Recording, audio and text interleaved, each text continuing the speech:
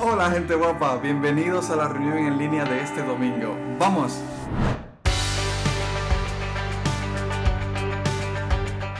Esta semana cuando escogimos la primera canción para esta mañana, me dio mucha alegría porque me hizo recordar buenos momentos en Cuba y cuando empecé en la música hace algunos años. Y esta habla de que debemos ser sal y luz en la tierra, y en Mateo 5:13 dice: ustedes son la sal de la tierra, pero ¿para qué sirve la sal si ha perdido su sabor? ¿Pueden lograr que vuelva a ser salada? La descartarán y la pisotearán como algo que no tiene valor. Luego quise buscar en Wikipedia porque el tema de la sal me llamó bastante la atención y encontré que dice: el consumo de la sal modifica el comportamiento frente a los alimentos, ya que este es un generador de apetito y estimula a su ingesta. Y pensé que aplicándolo a mi vida significa que si yo soy sal de este mundo, puedo provocar un cambio en las personas que están a mi alrededor frente a Dios y que puedo generar un apetito a esas personas por Dios. Y eso me pareció fantástico y definitivamente yo quiero ser sal de este mundo. Es una reflexión un poco sencilla, pero me ayudó a darme cuenta de lo importante que es mi testimonio día a día.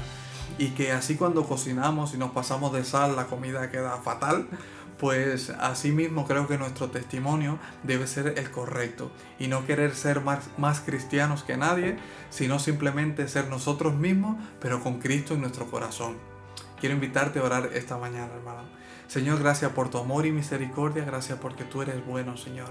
Ayúdanos a caminar contigo, Señor, cada día, y ayúdanos a que nuestro testimonio, Señor, sea realmente de ejemplo, Señor, y que sea conforme a tu voluntad, Padre. Gracias por esta mañana tan hermosa y queremos alabar y glorificarte, Señor. En el nombre de Jesús, amén. Quiero desearte una linda mañana, quiero desearte una reunión hermosa y que juntos podamos alabar, glorificar el nombre del Señor, alzar nuestra voz y cantarle a Él, que Él se lo merece y Él merece toda gloria, honra y honor. Así que vamos a cantar juntos.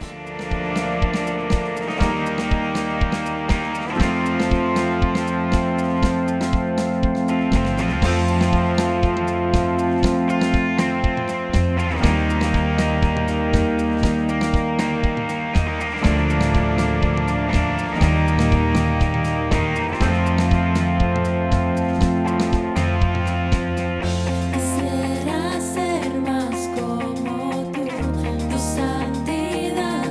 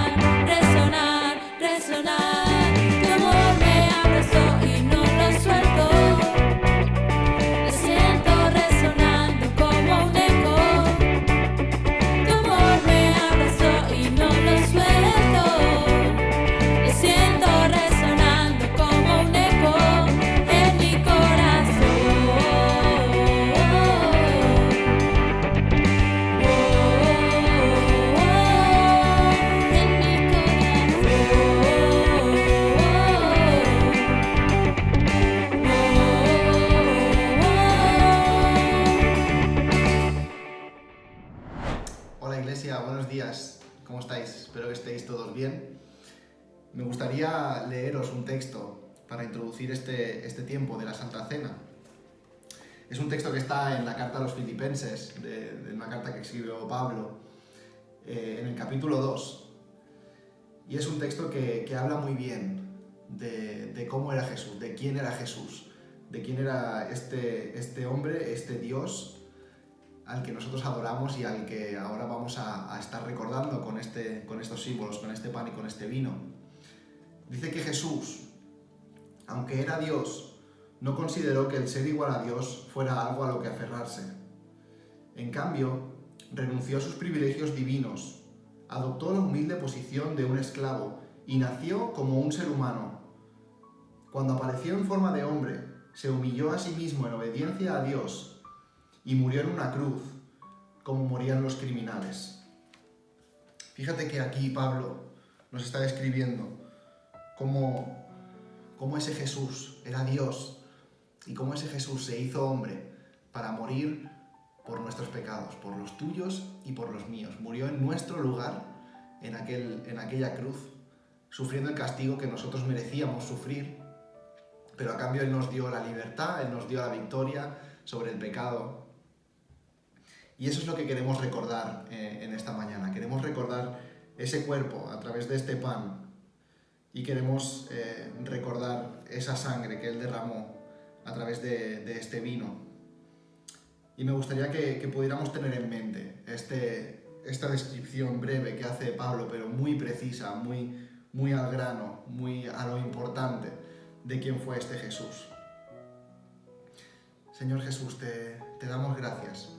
Te damos gracias porque en tu plan divino estaba el morir por nosotros, estaba el entregarte por nosotros. Gracias Jesús porque tú nos enseñaste a recordar cómo y a darle importancia a cómo tú moriste por nosotros, a cómo tú entregaste tu cuerpo por cada uno de nosotros, por cómo tú derramaste tu sangre por todos nuestros pecados.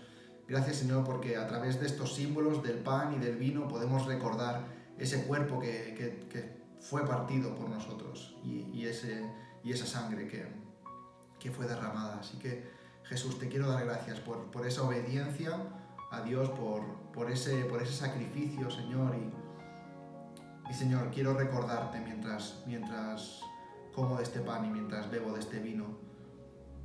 Señor, alúmbranos con tu presencia en nuestro corazón en este tiempo y permítenos reflexionar y recordar cómo es debido ese sacrificio por nosotros. En tu nombre, amén. Podéis coger del pan.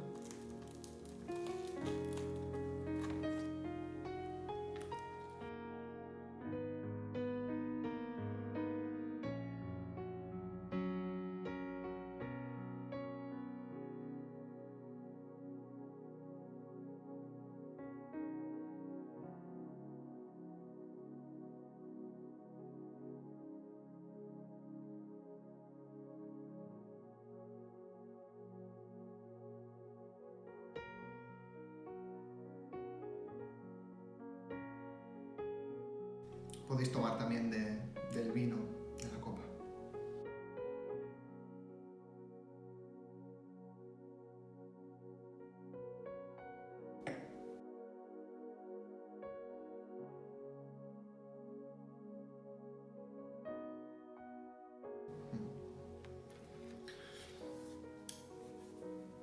Algo bonito de este texto que estaba leyendo es que no termina con Jesús muriendo en la cruz como los criminales.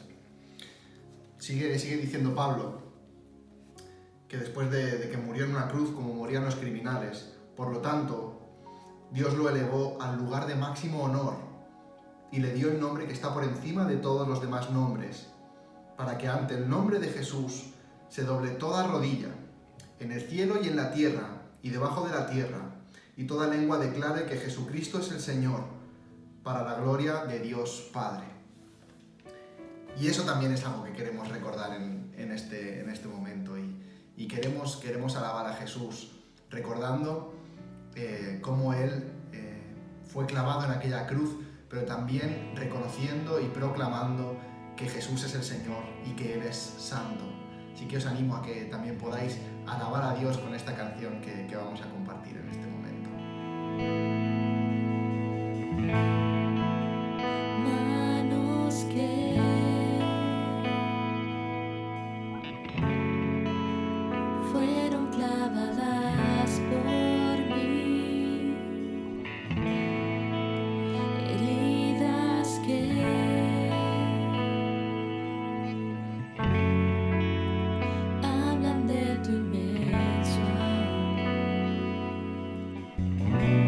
Por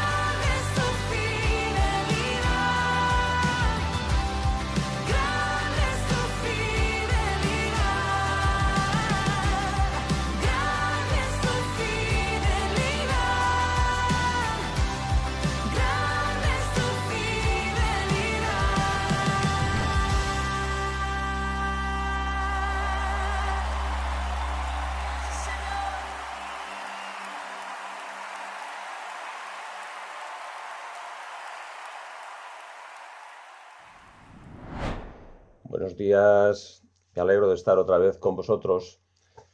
Tenemos un título hoy un tanto curioso, Amor disciplinado, que es el último de los llamamos frutos del Espíritu Santo.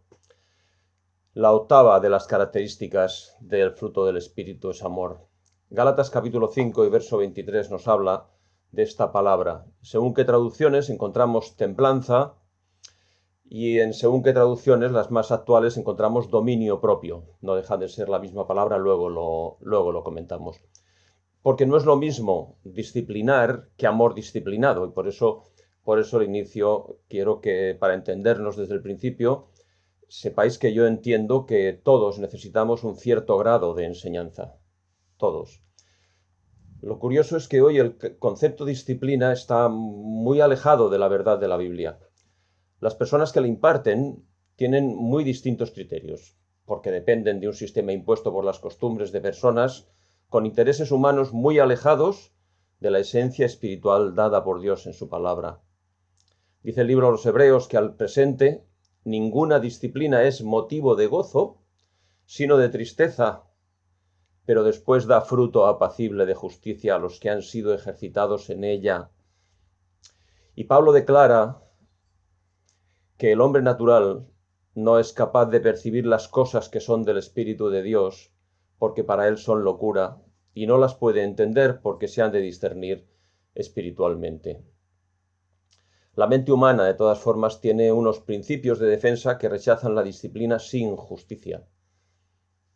Solo la aceptamos cuando nos parece justa y discernimos que quien la imparte también es justo, o que el temor a recibir un daño mayor nos domine, como le pasaba a Félix, un gobernador que vivió y gobernó en los tiempos que el apóstol Pablo estaba ya dispuesto para ir a Roma a ser juzgado por su fe. Le decía Félix a Pablo que quería entender las cosas que él creía, pero también tenía algún interés en a ver si a Pablo se le escapaba la mano y le caía algún denario. Pero al disertar Pablo decía sobre la verdad, la justicia, el dominio propio y el juicio venidero. El gobernador Félix, atemorizado, dijo: vete por ahora, pero cuando tenga tiempo te mandaré llamar, cosa que ya no hizo.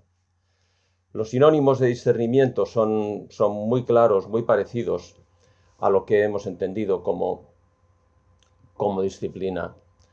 Entendimiento, juicio justo, moderación, razón, prudencia. Pero es que discernimiento es una expresión que es más acorde con la temática que trata el pasaje que hemos intentado dar a conocer estos días, estos últimos domingos, para valorar y seguir en nuestro día a día. El fruto del Espíritu es amor, y esa octava característica de ese fruto es la templanza o el dominio propio. Creo que con la palabra templanza tenemos otro problema de comprensión del significado en la Biblia. Parece que esta expresión se emplea aquí como templada, que no es ni fría ni caliente, es decir, tibia. Y la tibieza no tiene nada que ver con la templanza. Pero aunque no es así, la expresión templanza en las versiones más actuales se ha cambiado por dominio propio, pero al igual que la templanza tiene un significado muy claro. Es el fruto del Espíritu que consigue moderar nuestras pasiones. Las conserva, pero como parte de la personalidad, pero las modera en la relación con los amigos y sobre todo frente a los que no lo son tanto. La idea de templanza a mí me trae a la imagen siempre una imagen de un objeto inanimado, duro, frío, que es el hierro. Una varilla de hierro, si la dejamos como está ella por sí misma, no cambiará en absoluto. Pero si cae en manos de un buen herrero, puede hacer una obra de arte con ella. ¿Porque el herrero tiene mucha fuerza? No, porque el herrero cuenta con fuego, y el fuego es capaz de moldear el hierro y ponerlo templado. Y esa cuestión de el templar el hierro tiene todo que ver con la obra también del Espíritu Santo, porque el Espíritu Santo obra en las personas el mismo efecto. Los sinónimos de templanza son sobriedad, moderación, armonía, discernimiento y dominio propio. Por eso la traducción no es impropia, no está mal. Decía el apóstol Pablo otra verdad grande. Perdón, esta realidad la dijo Jesús. Cuando venga el Espíritu de verdad, Él os guiará a toda la verdad. Y cuánta falta nos hace. El dominio propio es tener poder sobre uno mismo, pero tenemos la necesidad del control del Espíritu Santo. Todas las cosas, decía Pablo, me son lícitas, pero no todas son de provecho. Todas las cosas me son lícitas, pero yo no me dejaré dominar por ninguna. Aunque todos sabemos lo que nos gusta y lo que no queremos dejar de hacer de ninguna forma. Pero insiste Pablo con el tema, pero el que se une al Señor, un espíritu es con Él. ¿Cómo? Pues muy fácil, dejando los estorbos que dificultan ese control. Que ese control, en definitiva, no pretende que parezcamos mejores que los demás, sino poder servirles mejor, poder servir mejor a nuestro prójimo. La clave es entrenarnos. Necesitamos el entrenamiento, como los atletas que participan en los juegos, en las competiciones deportivas. Decía Pablo, todo el que compite en los juegos se abstiene de todo estorbo. Unos lo hacen para recibir un premio que se corromperá, pero nosotros uno eterno. Por tanto, decía, yo de esta manera corro, no como si no tuviera meta, sino que golpeo mi cuerpo y lo hago mi esclavo, no sea que, habiendo sido un ejemplo a otros, yo mismo sea descalificado. Le llamamos estorbo a todo lo que arruina el espíritu del hombre creado por Dios. Y son las cualidades que se habla en el principio del texto que estamos tratando de Gálatas capítulo 5. Las envidias, los caprichos, las drogas, la autocompasión, las ludopatías, los medios de comunicación, las redes sociales. Hay una infinidad de cosas que nos estorban para nuestro crecimiento espiritual, para dejar que el Espíritu Santo haga la obra de santidad en nuestras vidas. Los medios de comunicación y las redes sociales, si se utilizan mal, también la Biblia les llama pecado, porque incluyen mentiras, incluyen falsedades, incluyen falsos testimonios, incluyen dolor, incluyen malestar en muchas personas. Pero la Escritura también nos da soluciones. Y sobre todo la influencia del Espíritu nos da muchas soluciones. Que por eso el capítulo 5 de Gálatas es tan importante para el crecimiento espiritual de las personas. Vamos a ver tres aspectos de las soluciones que tenemos en la Escritura. La primera solución que os propongo es recibir el Espíritu Santo. En Juan capítulo 3 y los primeros 8 versículos decía aclaraba Jesús estos términos. Había un hombre de los fariseos que se llamaba Nicodemo, un principal entre los judíos. Este vino a Jesús de noche y le dijo, Rabí, sabemos que has venido de Dios como maestro, porque nadie puede hacer estas señales que tú haces si no está Dios con él. Respondió Jesús y le dijo, de cierto te digo, que el que no naciere de nuevo no puede ver el reino de Dios. Nicodemo le dijo, ¿cómo puede un hombre nacer siendo viejo? ¿Puede acaso entrar por segunda vez en el vientre de su madre y nacer? Respondió Jesús, de cierto te digo, que el que no naciere de agua y del Espíritu no puede entrar en el reino de Dios. Nacer del agua es dejar que la palabra de Dios haga efecto en la vida de las personas. Y nacer del Espíritu es dejar que el Espíritu haga esa obra de reconvenirnos de lo que está mal en nosotros. Lo que es nacido de la carne, seguía Jesús con la enseñanza, carne es, y lo que es nacido del Espíritu es Espíritu.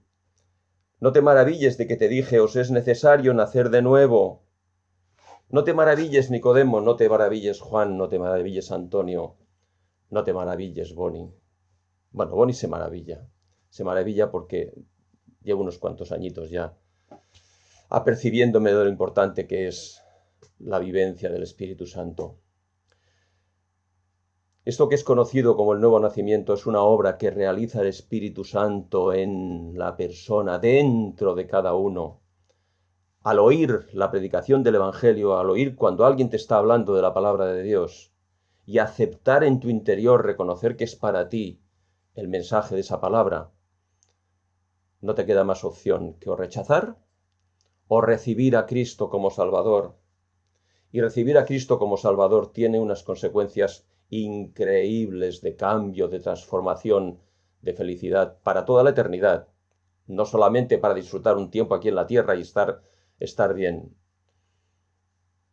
Decía Pablo cuando escribió a Tito, cuando se manifestó la bondad de Dios nuestro Salvador y su amor hacia la humanidad, Él nos salvó no por nuestras obras justas, sino por su misericordia, por la regeneración y la renovación por el Espíritu Santo, que es quien hace la obra en lo interior.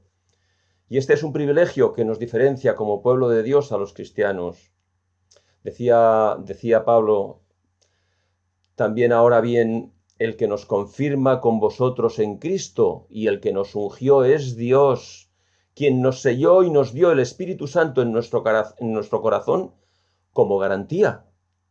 Y decía más, porque el Señor es el Espíritu, y donde el Espíritu del Señor está, allí hay libertad. Jesús insistió con estas cosas igual, conoceréis la verdad, y la verdad os hará libres. La segunda solución que propongo en cuanto a la relación con el Espíritu es estar lleno, dejar que el Espíritu Santo nos llene. Decía Pablo también esto os pido en oración, que seáis llenos de toda la plenitud espiritual y que experimentéis el amor de Cristo que sobrepasa todo conocimiento, para que seáis llenos de toda la plenitud de Dios, la plenitud espiritual que vivió y ofreció Jesús. Esta experiencia es excepcional y nos capacita para desarrollar una actividad espiritual en momentos puntuales de nuestra vida. Después que oraron, decía el escritor Lucas, el lugar donde estaban reunidos tembló, y todos fueron llenos del Espíritu Santo y hablaban la palabra de Dios con valor. ¿Qué había pasado? Que los religiosos del tiempo de los apóstoles, cuando Jesús ya había ascendido al cielo, les prohibían que hablasen de Jesús, que no hablasen en el nombre de Jesús, que no enseñasen al pueblo en el nombre de Jesús. Pero no podían rechazar la sabiduría que el Espíritu Santo les daba para hablar. Es necesario hablar a los hombres. Y si nos lo prohibís, nuestra obligación es obedecer antes a Dios que a vosotros. Así que no tenemos más remedio que seguir predicando. Como no podían con ellos, les dejaron marchar y llegaron al lugar donde estaban otros hermanos orando. Y dice que después de que le pidieron a Dios sabiduría para seguir predicando, el lugar donde estaban reunidos tembló y todos fueron llenos del Espíritu Santo y hablaban la palabra de Dios con valor, es decir, el Espíritu Santo les daba valor para hablar las verdades que enseñó Jesús, las verdades del reino de los cielos, las verdades de nuestro Dios. Esa plenitud, además, no es algo que pasó solamente en aquella ocasión. Eso se puede producir cada vez que el Espíritu Santo tiene un propósito para nosotros, para mostrarnos a todos, o una acción diferente a la que estamos realizando en el día a día. Cada día el Espíritu Santo nos está ayudando, si le dejamos que penetre en nosotros y que haga su obra, la plenitud espiritual, la plenitud del Espíritu Santo. Es la mejor de las recomendaciones en esta mañana de mi parte. La tercera solución para entender lo que es la vida del Espíritu es manifestar el fruto del Espíritu. No solamente oírla, no solamente recibirla, no solamente hacerla tuya, también hacer partícipes a los demás. Porque esa es la diferencia entre estar lleno y manifestar el fruto del Espíritu Santo. Se ve en nuestra dependencia de la palabra de Dios Se ve en la oración y en la obra de fe del día a día con los hermanos, pero también en la sociedad. Vosotros no estáis en la carne, sino en el Espíritu, si en verdad el Espíritu de Dios habita en vosotros. Pero si alguno no tiene el Espíritu de Cristo, el tal no es de él y no tiene nada que demostrar, no tiene nada que aportar espiritual venido del Espíritu de Dios. Nosotros a eso lo llamamos servir y testificar. El ora, el labora del latín, no solamente tener en cuenta relacionarnos con Dios, sino relacionarnos con nuestra población, con nuestros amigos, con nuestros hermanos, con todos los que están en nuestro entorno. Me gustaría resumir un poquito esto porque es muy importante. La disciplina amorosa entendemos que ha de aplicarla a alguien que sea amor en su persona, que no esté influenciado por las costumbres, ni por las normas, ni por las órdenes de alguien superior injusto. Jesús es el ejemplo perfecto de la justicia de Dios, con capacidad de juzgar con amor y justicia propia. Decía el apóstol Pablo cuando escribe a la iglesia en Roma, la justicia de Dios es manifestada por medio de la fe en Jesucristo para todos los que creen, porque no hay distinción, por cuanto todos pecaron y no pueden por sí mismos alcanzar la gloria de Dios. Solo pueden ser justificados gratuitamente por la gracia de Dios por medio de la redención que es en Cristo Jesús. Acercarnos a Jesús supone un cambio completo de perspectiva en la forma de entender y practicar el amor disciplinado. Jesús lo hacía siempre, por eso decimos que es el ejemplo perfecto. Pero una advertencia antes de pasar a las conclusiones. Cuidado con los falsos salvadores, que también los hay. También debes saber esto, decía Pablo, en los últimos días vendrán tiempos difíciles, porque los hombres serán amadores de sí mismos, soberbios, avaros, blasfemos, desobedientes a los padres, ingratos, sin amor, salvajes, calumniadores, aborrecedores de lo bueno, impíos, amadores de los placeres en vez de amadores de Dios. Tendrán apariencia de piedad, pero la negarán con sus hechos. Y le recomienda a Timoteo, a los tales, evita. A los tales evita. Le escribe a Tito una carta también y le dice lo positivo, algo para animarle, para animarnos a todos, porque es necesario que el creyente, que el cristiano sea irreprensible como administrador de Dios, no soberbio, no iracundo, no dado al vino, no pendenciero, no codicioso de ganancias deshonestas, sino hospedador, amante de lo bueno, sobrio, justo, santo, dueño de sí mismo. Lo vemos claro, ¿verdad? Espero que sí. La conclusión, ahí va. El papel relevante, tan relevante que realiza el Espíritu Santo en nuestra vida, lo manifestó Jesús en su vida. Y cuando les habló a sus apóstoles sobre la obra del Espíritu Santo en el futuro, la obra que ellos habrían de hacer, os digo la verdad, decía Jesús, os conviene que me vaya. Pero ¿cómo es posible que nos pueda convenir que el Hijo de Dios se vaya? Sí, decía Jesús, porque si no me voy, el Consolador, el Espíritu de gracia y de verdad, no vendrá a vosotros. Fijaos por qué, porque cuando Él venga convencerá al mundo de pecado, cosa que nosotros como personas no podemos hacer, podemos decir nosotros. Jesús sabía perfectamente por qué el Espíritu Santo había de venir a nuestro mundo y por qué había de llenarnos, por qué habíamos de recibirlo, por qué habíamos de recibir lo que nos estaba intentando explicar con la base de la palabra de Dios, con la base de las Biblias que tenemos a nuestro alcance. El Espíritu mismo da testimonio a nuestro espíritu de que todos nosotros somos hijos de Dios. Para todos los cristianos, conocer la verdad revelada en la Biblia sobre la obra del Espíritu Santo es fundamental para el desarrollo de la fe y el crecimiento espiritual y personal. Pero va a depender de nuestra actitud frente al Espíritu Santo que haya en nosotros una experiencia real y madura en nuestro desarrollo espiritual y social. En esto conocerán todos que sois mis discípulos, decía Jesús, si tuviereis amor los unos con los otros, y no solamente entre vosotros, sino con todos los que están alrededor, creyentes y no creyentes. El amor se manifiesta recibiendo a todo el necesitado.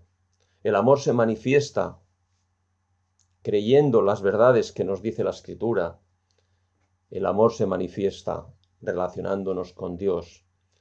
El amor se manifiesta en multitud de formas, pero para nosotros una forma muy práctica es esa frase: si tuviereis amor los unos con los otros, porque de eso depende que muchas personas conozcan que somos discípulos de aquel que sí que es amor en su esencia.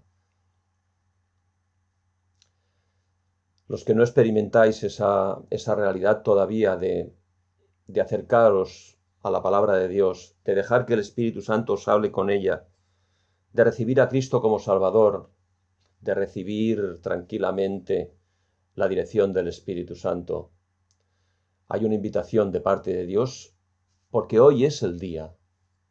Hoy es un buen día para crecer. Es un buen día para disfrutar ya aquí, pero es un buen día cuando lo recordemos en la eternidad. Siempre será un buen día, el día que dejamos al Espíritu Santo que nos guíe, que nos ayude, que nos estimule, que nos enseñe, que también nos reprenda, porque toda disciplina al presente no parece ser causa de gozo, pero una vez experimentada es causa de bendición y de restitución, de cambiar criterios que no son buenos ni para nosotros. Me gustaría que esto lo aprendiésemos, lo entendiésemos y lo disfrutásemos cada día. La relación con el Espíritu es lo que le da sentido a todo el texto de la Escritura.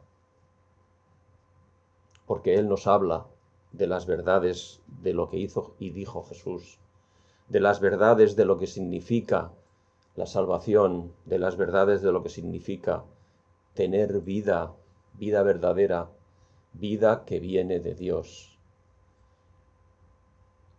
Me gustaría acabar con una oración. Padre que estás en los cielos, gracias por esa relación que tu Espíritu tiene íntima con nosotros, Señor.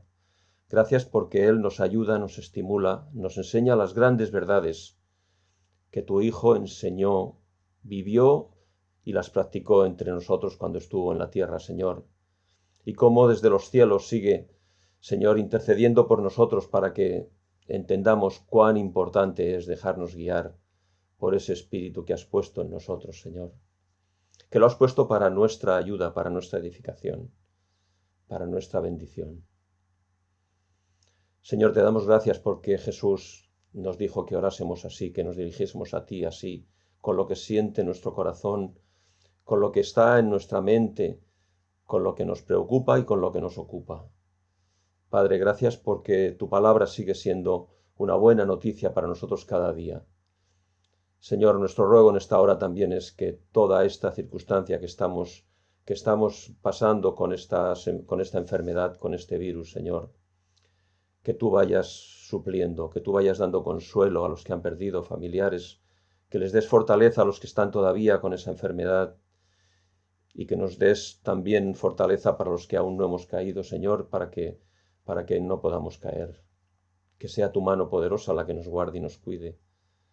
Que sea tu mano poderosa por el poder de tu Espíritu el que se manifieste a todas aquellas personas que necesitan conocer que Jesús es el que nos ama, es el que vino a enseñarnos el reino de los cielos para disfrutarlo ya aquí en la tierra y para poder tener entrada en los cielos. Padre, gracias porque es una bendición para nosotros disfrutar de tu palabra. Amén. Que tengáis una buena semana.